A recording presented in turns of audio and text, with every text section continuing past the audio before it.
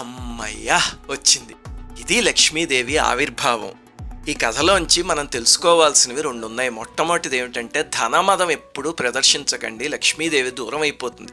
సాధారణంగా జనానికి ఒక అలవాటు ఉంటుంది, ఏమిటంటే కొంచెం డబ్బు సంపాదించగానే మదంతో ఒక మాట అంటూ ఉంటారు, నాకు డబ్బు అవసరం లేదండి, నాకు రిలేషన్షిప్స్ ముఖ్యము అని. లక్ష్మీదేవి లేని నాడు మొహం కూడా చూసేవాళ్ళు ఉండరు, గుర్తుపెట్టు. రెండవది ఏమిటంటే డబ్బు ఉంది కదా అని దూబరా చేయకండి, లక్ష్మి వెళ్ళిపోతుంది. మనకి మన పిల్లలకి సరిపడినంత దాచుకుని మిగతా అది దానం చేస్తే ఉపయోగం ఏమిటో తెలుసా? సామాన్యంగా మనం పోయాక సంపాదించిన డబ్బు 1 రూపాయి కూడా మనతో రాదు, అంతే కదా, బయటికి ఈడ్చి పాడేస్తారు. అలా రావాలి అంటే దానం చేసిన సొమ్ము మాత్రమే వస్తుంది. ఈ జన్మలో మనం చేసే దానాలు వచ్చే జన్మకి ఫిక్స్డ్ డిపాజిట్లు చేసుకోవడం లాంటివి.